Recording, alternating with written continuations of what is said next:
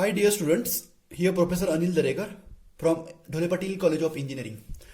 Today we are going to see Pilling-Bedworth rule. So first we will see what is the use of that rule. So this rule gives clear-cut idea about the nature of oxide film. Means here by using this Pilling-Bedworth rule we will get idea about nature of oxide film, that film is whether porous or non-porous. As we already studied types of oxide films, in that we studied porous and non-porous oxide film. So by using this rule we able to find the film is a porous or non-porous. Let us see the statement of this rule. In the formation of metal oxide film, if volume of oxide is smaller than volume of metal consumed, then film is a porous. On the other hand, if volume of oxide is larger, means volume of oxide is larger than the volume of metal consumed, then the film is a non-porous. So here by using this rule we will get idea about porous and non-porous oxide film. Here oxide is smaller than metal, then it is a porous. If volume of oxide is greater than metal, then it is a non-porous. So in the form of a diagrammatic presentation, I will tell you. So here this is a metal and this one is a oxide ion. Now here this is a metal and this is a oxide ion.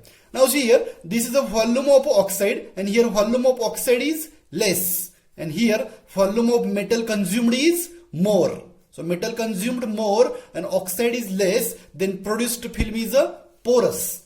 Now if volume of oxide is greater, means volume of oxide ion is greater than volume of metal consumed, means metal consumed less, and here oxide more, then film is a non-porous. Now here we will see a ratio, that is a Pilling-Bedworth ratio. Now Pilling-Bedworth ratio is what? It is the ratio of volume of metal oxide to volume of metal consumed. Metal oxide to metal consumed. Now here metal consumed, for example, this is the volume of metal consumed, so volume of metal consumed, right? And metal oxide means what? This is a metal oxide film, that is a volume of metal oxide film. Means volume of this one divided by volume of this one will give you Pilling-Bedworth ratio. Now here what is the speciality of this ratio? By using this ratio we able to find film is a porous or non-porous. If value of this ratio is less than 1, then film is a porous. If value of this ratio greater than 1 and less than 1.45, then film is a non-porous. Let us see example. Fe, that is a metal oxide upon metal consumed. That is metal oxide upon metal consumed. FeO2 Fe, here value of this ratio is 1.77. So 1.77 is porous, because here what is the requirement for non-porous? Greater than 1, less than 1.45. So here 1.77, the film is a porous. Now here second example. Al2O3Al, that is a aluminum oxide upon aluminum. Here value of ratio is 1.28. Now 1.28 is exactly fitting here. 1.28 is greater than 1 and less than 1.45. So here this film, that is a aluminum oxide film, is a non-porous.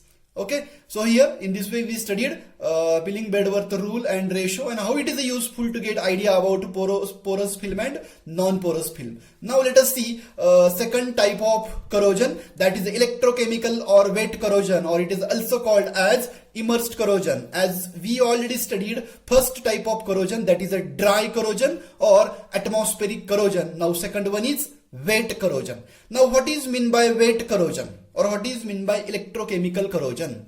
Now here corrosion of metal, wet word clearly indicate liquid medium is there. Means here corrosion of metal by aqueous conducting medium with the formation of anodic and cathodic areas. Means here one area is a cathodic, second area is anodic. Right, and these areas formation take place because metal coming in contact with medium. Means here wet corrosion take place through cell formation, because you know cell means what? Two electrodes are there and that two electrodes in contact with medium. Now here one is anode and second one is cathode. So here wet corrosion takes place through cell formation. Now here we will see types of wet corrosion. So here types of wet corrosion. Two types of wet corrosion are there. Means wet corrosion takes place through formation of a galvanic cell or concentration cell. Means if galvanic cell form or concentration cell form, that cell lead to wet or electrochemical corrosion. Now we will see one by one. First one is galvanic cell corrosion. Now what is meant by galvanic cell corrosion? Galvanic cell corrosion means here metal get corroded. Metal get corroded due to attack by aqueous conducting medium. Means metal attacked by aqueous conducting medium with the formation of a galvanic cell. Means the time when conducting metal attack metal, it will produce cell and name of that cell is a galvanic cell. Okay, so this is called as the galvanic cell corrosion. So as we studied that cell classified into two types. One is a electrochemical cell and second one is a electrolytic cell. And here electrochemical cell classified into two types. Electrochemical cell classified into two types, that is a galvanic cell and concentration cell. And as we are seeing type of corrosion, that is a electrochemical corrosion. Please try to understand, our corrosion is electrochemical corrosion. So electrochemical corrosion, that is electrochemical cell classified into two types. In that first one is galvanic cell and second one is concentration cell. So here we studied a definition. Now we will see the cases or the conditions where galvanic cell formation take place. Means when galvanic cell formation take place. Now here first case, two dissimilar metals in contact. Means what? Two different metals coming in contact. Then formation of galvanic cell. Example, zinc coating on steel partly ruptured. Zinc coating on steel partly break, or you can say partly ruptured. Now see here, this is a steel and this steel coated with zinc. Now this is the condition in the beginning. Means here whole steel covered with zinc. Here coating is uniform. Now this metallic device, or you can say equipment, open to the environment, then due to some environmental effect, due to some accident, what happened? Some portion of coating break. Due to environmental attack or environmental effect, some portion of coating break.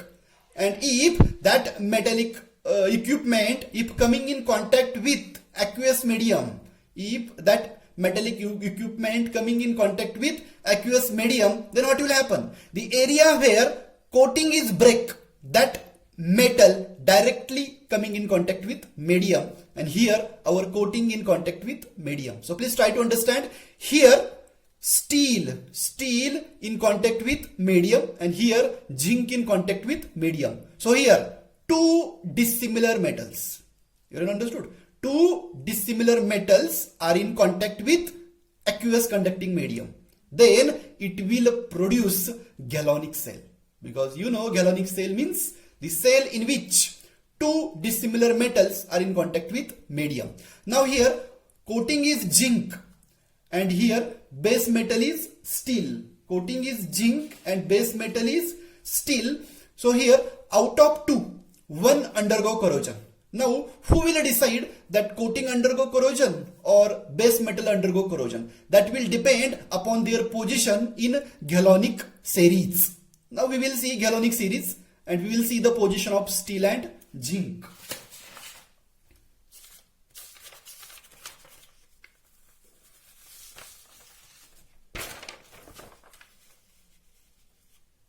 See, this is a galvanic series. In galvanic series, metal and alloys are arranged or placed, right, in order. Now this is the order, beginning magnesium and end with platinum. As we move from top to bottom, activity decreases, and as we move from bottom to top, activity increases. So higher placed metal more active, while lower placed metal less active. Okay, so more active always anodic, less active always cathodic. So here if you see zinc position and if you compare with steel, then zinc position is higher placed as compared to steel. Zinc position is higher placed as compared to steel. So zinc acts as an anode while steel acts as a cathode. Now see our case. Here our zinc coating means this zinc coating become anodic as it is higher placed, I shown, and here this steel is lower placed, so it acts as a cathode, so it is a cathodic. So here anode means coating undergo corrosion. Coating undergo corrosion because it is anodic. It is higher placed in galvanic series, right? As compared to steel, because steel is lower placed and it is a cathodic. So here coating undergo corrosion. Here base metal, that is steel, will remain safe. So this is the first case in which galvanic cell formation take place. Now we will see second condition or second case in which galvanic cell formation take place. So here second case, that is the traced and untraced parts on same metal. Traced and untraced part on the same metal. Example, bend rod. So take rod and bend it. Now initially this rod untraced, everywhere untraced part is there because we have not applied any trace or tension. Now we are going to convert this rod into bent rod. So we are just going to apply force, that is a bending type of work. So after bending type of work, what will happen? The area where pressure is applied, so that area or that part is called as a traced part because here we performed work. So area where work is performed, that area is called as traced area or traced part. While area where no work, now see this portion, work is not performed. So that area is called as a untraced area or untraced part. As you know, the area where trace tension is there, so that area is active. So this traced part is active and active acts as an anode. While untraced area, that is unworked area or part where work is not performed. So that part acts as a cathode. Okay, so unworked cathode, while worked means traced part acts as a anode. So here anode is active, it undergo corrosion, while cathode is inactive, it does not undergo corrosion. So here if such a bent rod coming in contact with aqueous medium, then formation of galvanic cell. Why galvanic cell? Because one area is untraced and second area is traced. So this untraced acts as a cathode while traced acts as a anode. So anode cathode formation take place. Now here anode undergo corrosion, that is a traced part undergo corrosion, while cathode no corrosion. After a corrosion, product either dissolve in solution or it deposit at the boundary. It deposit at the boundary between anode and cathode. Now this is a boundary. This is a boundary between anode.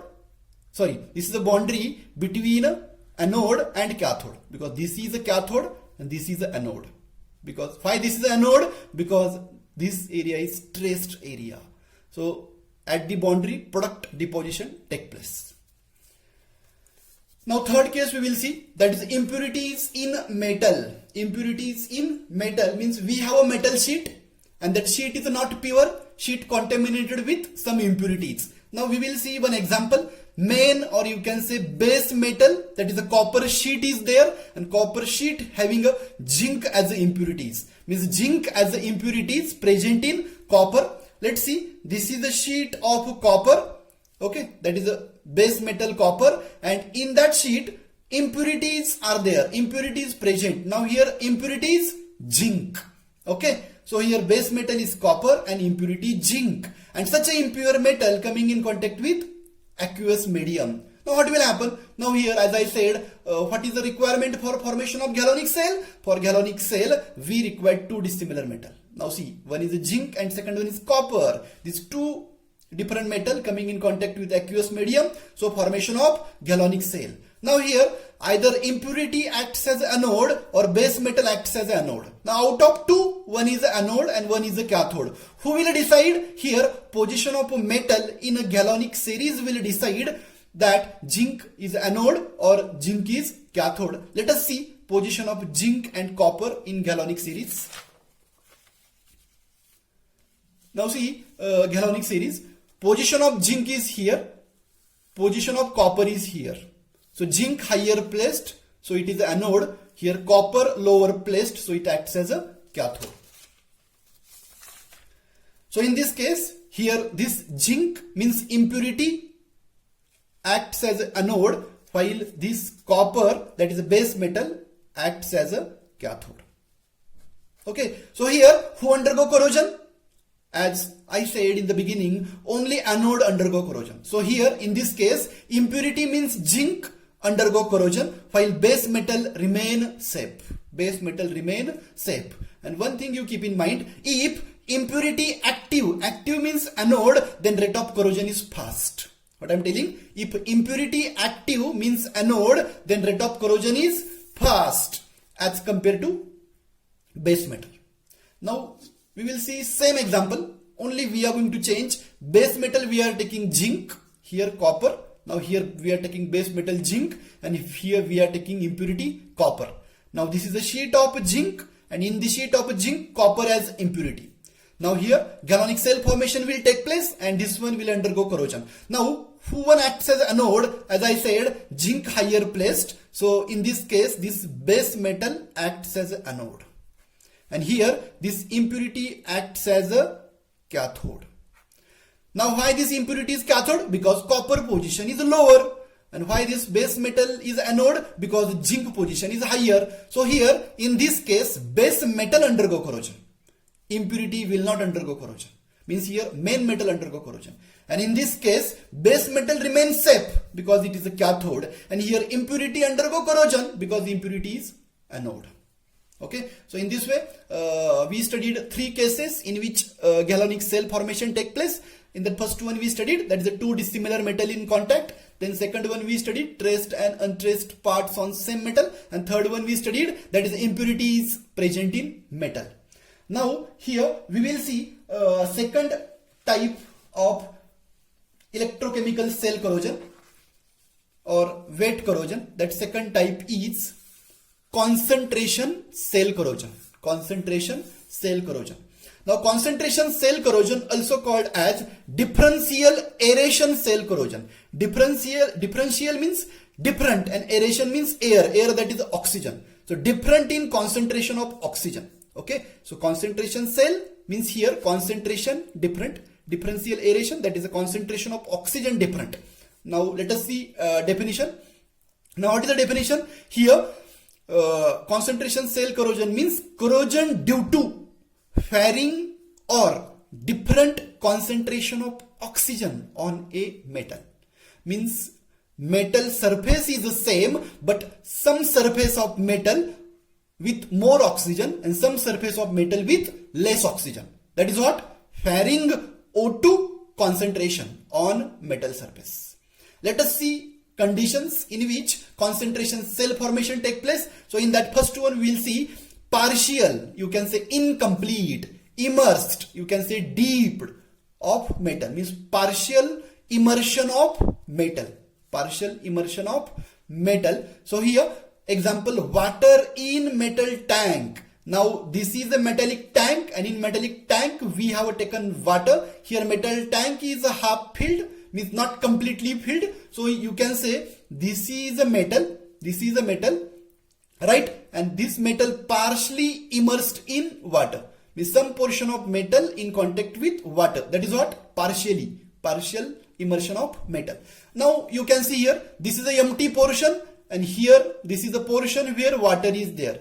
You can see where oxygen concentration is lower, where O2 concentration is more. So this is the empty portion, means here O2 concentration more, you can say more oxygenated. Here metal in contact with water means here O2 concentration less.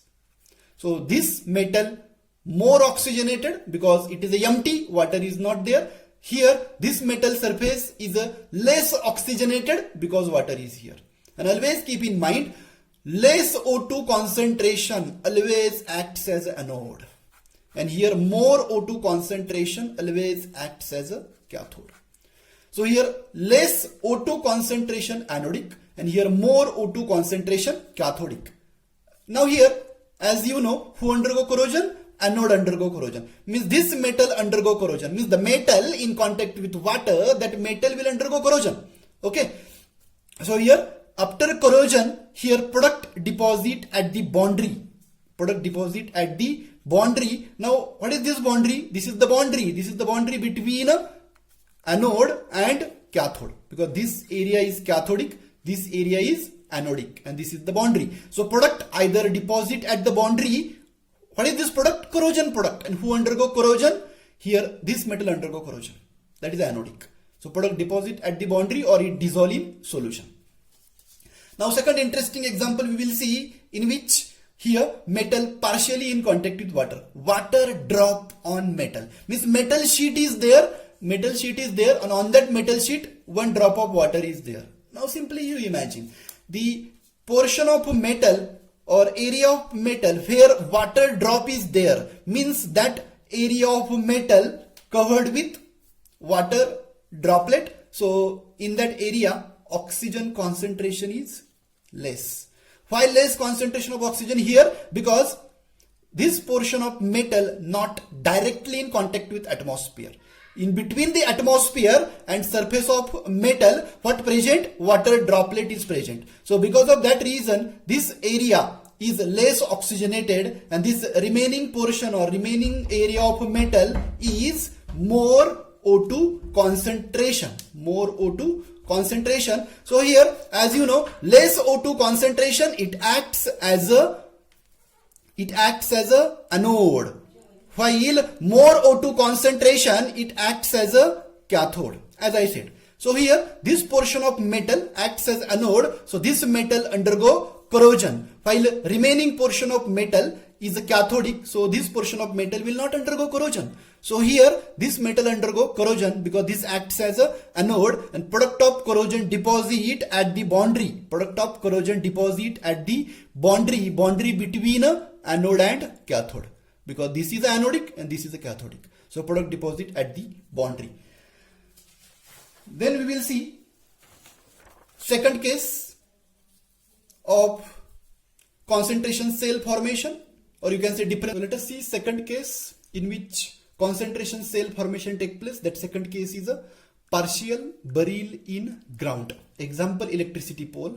So as you know, some portion of electricity pole inside the soil and remaining portion of metal outside the soil, that is open to the sky, open in the environment. Now the portion of metal inside the soil, right, that portion of metal is less oxygenated because it is in contact with soil, while remaining portion of metal open to the sky, open in the environment. So oxygen concentration more here. So this is a more O2 concentration, so it acts as a cathode, while less O2 concentration acts as a anode. So here who undergo corrosion? Anode undergo corrosion. Means metal inside the soil, that metal will undergo corrosion, and product deposit at the boundary, right, at the boundary between anode and cathode. Third case, oxide film on metal surface partly ruptured. Means film getting break or ruptured. See example, this is a steel, that is a base metal, and it is covered with oxide film. Now here in this area oxide film break or ruptured. So in this area of steel oxygen concentration is more. Why oxygen concentration is more? Because film is not there. Metal, that is a steel, directly in contact with atmosphere. So this area more O2 concentration, that is more oxygenated. While this remaining portion, this side and this side, coating is there. Coating is there. So this area of metal oxygen concentration is less because this steel not directly exposed to the atmosphere. Why not? Because it is covered with oxide film. So this area of metal is less oxygenated. So less oxygenated acts as anode, more oxygenated acts as a cathode. Who undergo corrosion? Anode, because it is active and product deposit at the boundary between anode and cathode. So in this way, we studied 3 cases in which concentration cell formation take place.